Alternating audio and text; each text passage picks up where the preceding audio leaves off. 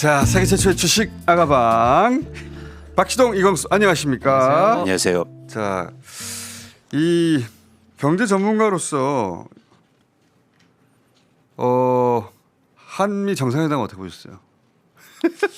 경제 전문가일 필요는 없나? 굉장히 흥미진진 조마조마하면서 보셨을 거 아니에요? 맞습니다. 사실 경제적 측면에서는 영향을 크게 줄 수 있고 지금 대한민국의 거의 수출의 큰 비중을 또 차지하고 있고 네. 그래서 저는 두 가지 관점에서 봤는데요. 첫 번째는 미국과 뭐 관세 문제도 있지만 어쨌든 미국이 대한민국이 이제 투자를 많이 하는데 그런 이제 계약 관계나 이런 거에 대해서 이제 힘이 필요하지 않습니까? 권력 관계의 균형. 그래서 다 뺏기지 않으려면 이제 잘 견제하고 균형을 맞춰야 되는데 그런 측면에서 이재명 대통령께서 어떻게 그 버티느냐. 저쪽은 네. 그 전 세계에서 제일 힘이 센 깡패잖아요. 그렇죠. 뺏어가려고 하고. 다 내놓으라고 하고 네. 방맹이 들고. 그렇죠.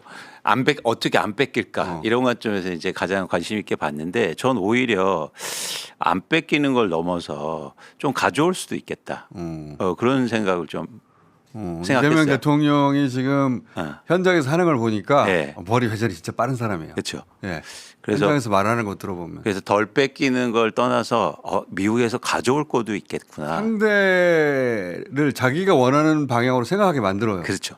이거 좋은 거 아니에요? 응? 정말 이쪽 좋아요. 일로 와보세요. 그러면 네. 그래?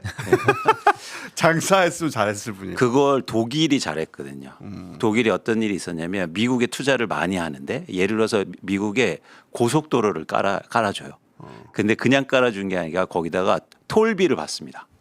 그러니까 마치 처음에는 막 깔아주는 것처럼 투자하는 것처럼 생각했지만 거기서 돈을 계속 벌고 있거든요. 예, 저는 이렇게도 가능하지 않을까. 조선 같은 경우에 그렇죠. 조선에서 니네 배 만들어 줄게. 하지만 우리 이익을 계속 챙길 수 있는. 그렇습니다. 물론 그쪽도 배를 만들어야 하는 필요가 있는데 그렇죠. 중국하고 비등한 정도로 배를 만들 수 있고 훨씬 실력은 뛰어나고 그렇죠. 그러니까 한국하고 해야 된다. 한국밖에 해줄 수 없다 이거. 이거는 우리 카드니까 그거 잘 휘두르는 것 같더라고. 네. 가가지고. 맞습니다. 그리고 뭐 사실은 우리가 정의를 하면 그 정의대로 바로 인식이 되지 않습니까? 그렇죠. 근데 저 처음에 관세 협상할 때도 마스가라는 말을 우리가 준비해서 갔거든요. 우리 팀이. 그러니까 이게 네가 원하는 거 맞지라고 하니까 맞는 것 같아. 이렇게 규정이 되잖아요. 이번에도 마스가를 또 가져갔고 더하기 피스메이커, 나는 페이스메이커 이렇게 규정하면서 갔거든요. 단어 기계에 파고치. 예, 이게 네가 원하는 게 맞지라고 하는 순간 맞아 이렇게 구조가 딱 마무리되는 그런 디테일을 트럼프 보면서 굉장히 행복한 것 같더라고. 내가 원하는 게 이런 거야. 숙제 준 거거든. 숙제. 네. 숙제 줬는데 한국이 잘 풀었어. 영리하군. 자, 그래서 네. 지난 시간이 6강이었고 지난 시간에 숙제가 뭐였더라? 저희가 지난주에 이제 강의가 쌓이다 보니까 잘 기억이 안 나네. 지난주에 이제 배당 얘기를 했고요. 배당. 네. 예, 그래서 배당주를 한번 한 주를 한번 사보자. 배당주 한 주를 사보자. 그러니까 근데 저희 주식아 가방이 다 의도되고 목적이 있습니다. 그러니까 보통 한국의 기업들은 연말에 배당을 하거든요.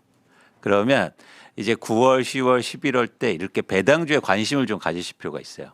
그러니까 연말에 배당을 한번 주니까. 그러니까 배당 기일이 임박할수록 배당주가 예를 들어서 주목받을 가능성이 있다는 거죠. 배당주. 배당 주라고 하는 것은 배당을 잘 하는 주는 따로 있다. 네. 그렇죠. 그 주를 주목해라. 안정적으로 주고 예를 들어서 배당 수익률도 높고 그리고 오랫동안 배당한. 그래서 배당 순위를 저희가 또 발표했죠 지난주에 네. 100위까지. 네. 그 중에 하나 골라가지고 투자를 해라. 예. 한 주를 네. 해서 지참. 근데- 나의 배당주 한 주를 찾아라.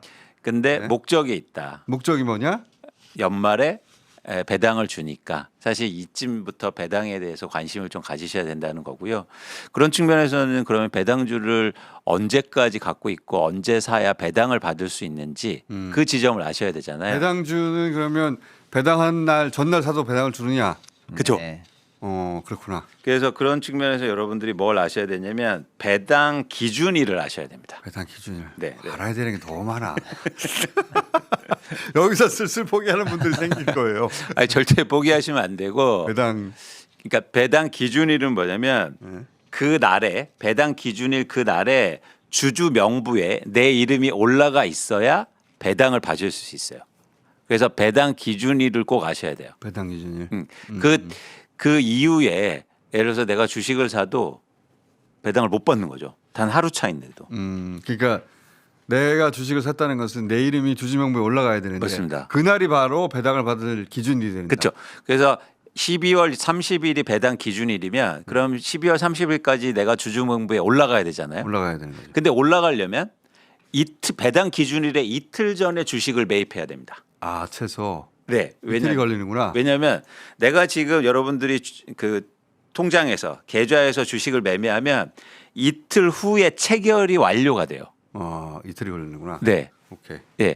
그래서 배당 기준일 이틀 전에 그 주식을 사야 배당을 받을 수 있다는 걸 아셔야 됩니다. 그 기업이 예를 들어 11월 1일 날 네. 만약에 배당을 한다. 그러면 나는 10월 29일까지는 사야 된다. 그렇습니다. 근데 오케이. 영업일 기준. 영업을 기준 또 주말을 빼야 되네. 그죠? 네. 이런 거 까먹어가지고 그러니까 하루 놓쳐서 사실 이제 저희가 이제 뭐 크게 이제 멘탈 얘기도 했고 왜 주식 투자 얘기도 해야 된다 이런 얘기 했고요.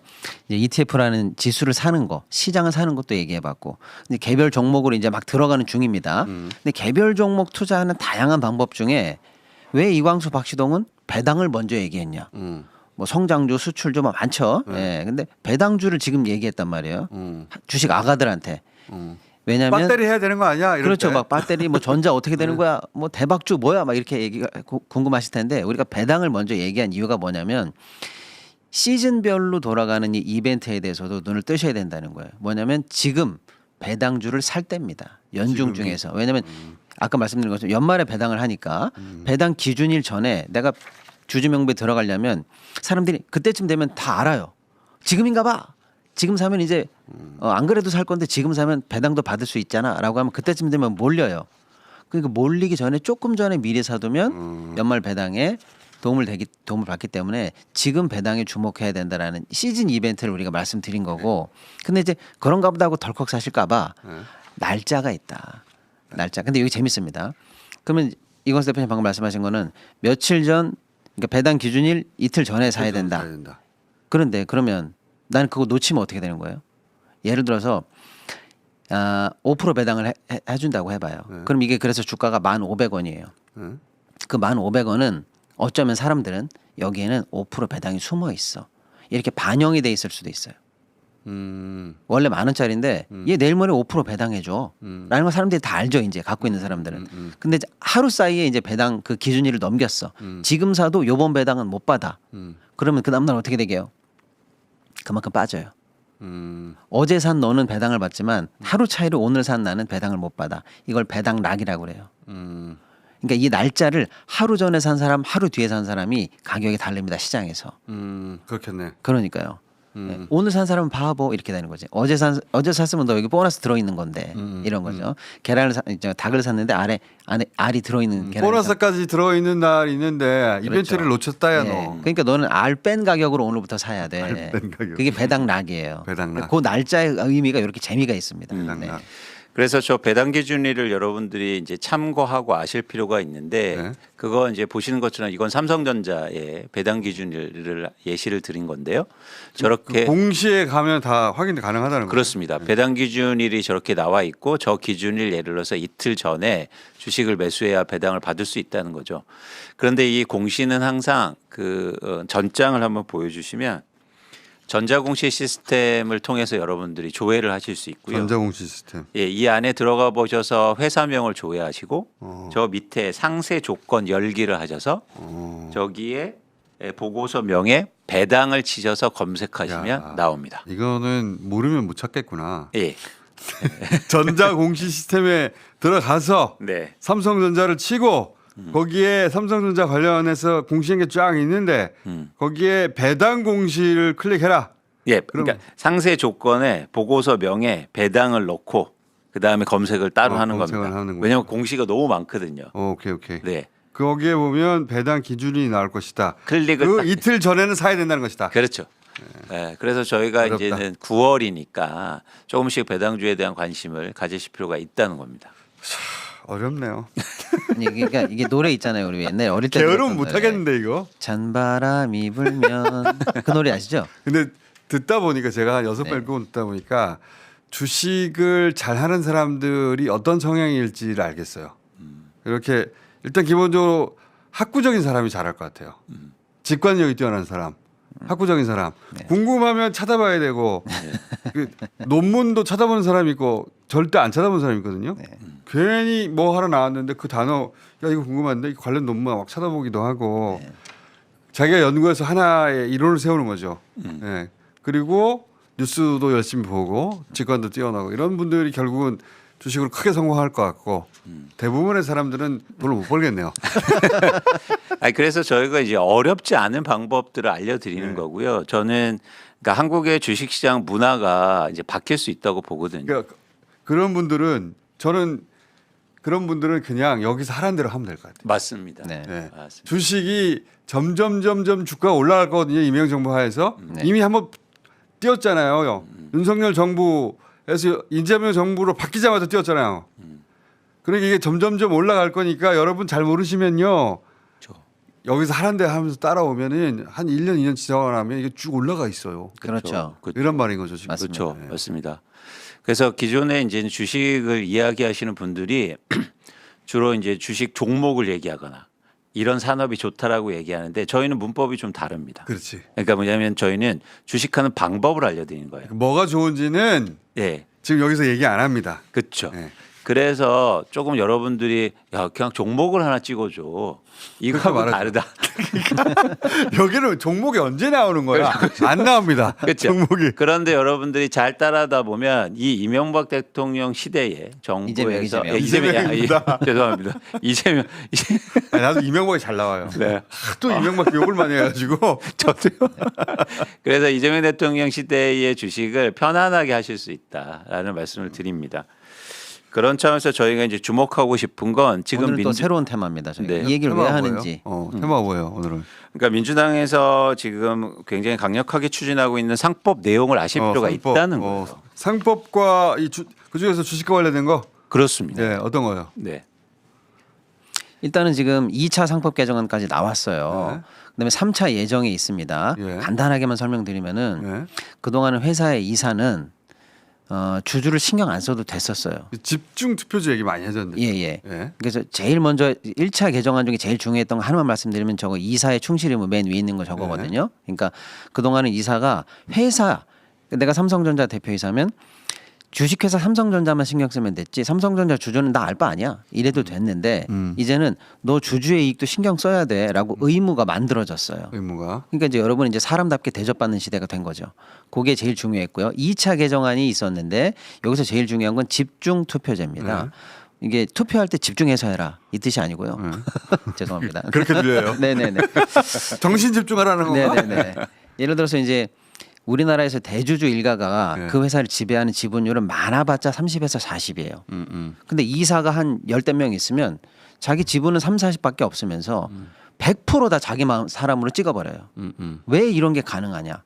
너는 30% 지분 가지고 어떻게 100을 행사하느냐라고 보면 1번 이사 뽑을 때 이 사람 찬반해봐. 그러면 또 대주주가 제일 많으니까 이기고 2번도 찬반하니까 또 이겨. 그러니까 10명을 하든 100명을 하든 판판이 깨져요. 항상 대주주 마음대로 됐다. 예. 그래서 100%의 사실은 영향력을 가지고 있어요. 이거 잘못된 거 아니야? 라고 해서 가진 만큼 영향력을 행사할 수 있게 해자. 영재 민주화 아니냐. 그래서 어떻게 하면 일반 주주나 그 소수 주주들도 자기가 원하는 사람을 이사회에 진입시킬 수 있을까? 요걸 이제 한 올해 검토해서 나온 아이디어인데 이런 거죠. 이사를 만약에 3명 뽑아요, 이번에. 네. 그러면 어쨌거나 1번 이사, 2번 이사, 3번 이사를 투표해야 되기 때문에 투표를 3번 하죠. 그럼 생각해보니까 난 총 3번의 투표권이 있었네. 난 이걸 근데 왜 1번 할 때, 2번 할 때, 3번 할 때 각각 써야 돼. 나 1번, 2번 포기할래. 아. 나 3번이 내 마음에 들거든. 나 3번의 투표권이 생겼으니까 3장을 한 번에 3번한테 쓸 거야. 아하. 집중해서 쓰게 해줘. 몰빵 투표하게 해줘. 이렇게 되면 그래서 소수 주주들, 네. 소액 주주들의 네. 권한을 극대화시키는 방안이네. 극대화시키는 거죠. 그러니까 없는 권한을 줄 수는 없으니까 그렇게 해서 1번, 2번은 포기하더라도 3번일 때 내가 한번 붙어보면 나는 3표를 몰빵할 수가 있으니까 그러니까 붙어볼 10번까지 만하다. 있다. 10명이다. 예, 예. 그러면 10번을 다 합쳐서 한 번에 행사한다. 그렇죠. 그럼 한 표인데 10표를 가진 표처럼 행사될 그렇습니다. 수 있다. 그러면 적어도 10번은 이 사회에 진입시킬 수 있다. 이렇게 이게 되는 원래 거죠. 있는 제도예요? 예, 이게 굉장히 다른 나라에도 많이 있고 좋은 제도인데 우리는 사실 1990년대 말에 이게 들어왔었어요. 워낙에 이 불균형이 심해가지고. 근데 그때 또 진통이 굉장히 심했는데 통과는 되는데 단서 조항이 붙었어요. 집중투표제 한다. 단 회사의 정관으로 안 할 수 있다. 그래가지고 이 법은 통과됐는데 그 이후에 그럼 안 모든 하지. 회사가 주주총회에서 우리는 안 한다. 이 정관이 다 통과됐어요. 그렇지. 그래가지고 하는 게 없어. 90몇 프로가 안 해버려요. 근데 이제 이번에는 그 2조 이상의 큰 회사들은 그 정관으로 뺄 수 있는 조항을 없애버렸어요. 2조 이상 큰 회사들. 예. 그러니까 대기업들은 다 해라. 예, 다 하라는 거예요. 그러니까 이제 드디어 예를 들면 제가 이재용이야, 정용진이야. 그동안은 이사회 딱 가면은 다 내 꼬붕들이었어요. 근데 이제는 모르는 사람이 앉아 있는 거예요. 쟤 누구야? 몰라요. 주총에서 선임됐습니다. 10명인데 두 사람은 모르는 사람이 모르는 사람 들어왔어. 들어온 거예요. 그 사람들이 자꾸 이의를 제기해. 예. 불편한데. 네. 하지만 주주니까. 그렇죠. 자기가 가진 주식의 그 힘만큼 네. 이의 제기할 수 있는 구멍이 생긴 거네요. 맞습니다. 어. 이제 기존에 이런 고리타분한 생각을 가진 대주주 입장에서는 짜증나죠. 모르는 사람이 와가지고 자꾸 그렇지. 회사에서 감나라 짜증나겠지. 배나라 한다 어. 생각하니까 경영권 침탈이다 이렇게 생각할 수도 있지만 그 사람들이 회사 잡아먹으러 들어간 사람이 아니잖아요. 잡아먹어 들어간 사람도 있긴 있을 수 있죠. 예. 어쨌거나 서로 잘 되자는데 네. 변제할 수도 있고 새로운 아이디어를 낼 수도 있고 하는 사람들이 들어와서 잘해보자는 사람들이 들어온 거니까 이제 경영 관련해서도 새로운 단계로 우리가 한 단계 나아갈 수 있는 중요한 법이 이번에 통과가 된 거죠. 중요하네요. 예. 예. 그리고 또 하나 이제 3차 개정안이 예정되어 있는데 자사주를 소각을 의무화합니다. 그래서 이 이게 자사주라는 굉장히 건 중요한 뭐냐면 건데. 이게 굉장히 중요한데요. 그러니까 회사가 스스로 주식을 시장에서 사는 거예요. 이걸 자사주라고 합니다. 근데 그동안은 경영권 방어라든지 뭐 여러 가지 목적으로 자사주를 그냥 사서 기업이 갖고만 있었어요. 근데 이걸 의무적으로 소각하게 합니다. 그게 어떻게 차이가 나는 겁니까? 그러면 그러니까 예를 들어서 주식이 그냥 있는 상태고 아예 태워버려서 없애버리면 주식 수가 줄잖아요. 줄죠. 그럼 어떻게 되냐면 주주의 권리와 권한이 더 올라가는 거죠. 가치도 기존 주주. 커지겠죠. 예. 네, 네. 근데 왜 소각을 안 했던 거예요? 그럼 이렇게 되는 거죠. 예를 들어서 제가 20% 가지고 이 회사를 좌지우지하고 싶어요. 예. 아, 좀 부족한데. 그럼 어떻게 돼요? 원래 정상적으로 한 40% 지분을 갖고 싶어. 그럼 어떻게 되냐면 시장에 사야 되죠. 내 돈 내고 사야 돼요. 그렇죠. 근데 그 돈이 아까워요. 근데 회사는 장사를 잘했어. 삼성전자, 현대차 장사를 잘했어요. 돈이 남아 있어. 야, 회사 돈으로 회사 주식 사. 그래서 시장에 있는 주식을 내가 산 게 아니고 회사를 산 거예요. 회사 샀어. 그리고 나는 그 회사를 지배를 지배하고 하지. 있잖아요. 그러니까 결정적인 순간에 이게 내 편을 들 수 있는 주식이 돼요. 근데 조금 정확히 말씀드리면 자사주는 그 회사 안에 있을 때는 의결권이 없어요. 그런데 경영권 분쟁이 딱 붙잖아요. 그럼 어떻게 하냐면 예를 들면 현대가 삼성한테 전화하는 거지. 친구한테. 친구야. 아, 이거 사주라. 네 회사가 내 자사주를 가져가라. 네 회사 자사주는 내가 살게. 이렇게 교환한다든지 해서 다른 쪽으로 보내버려요. 그리고 그쪽에서 내 편을 들어는 백기사가 나오는 거죠. 그러니까 내 돈 안 들이고 회사 돈으로 언제나 탄탄한 지배력을 나는 만들 수 있어. 오케이. 근데 사실 그 자사주를 산 그 돈의 원천은 회사의 이익금이잖아요. 그거 원래 누구 거예요? 주주들 거예요.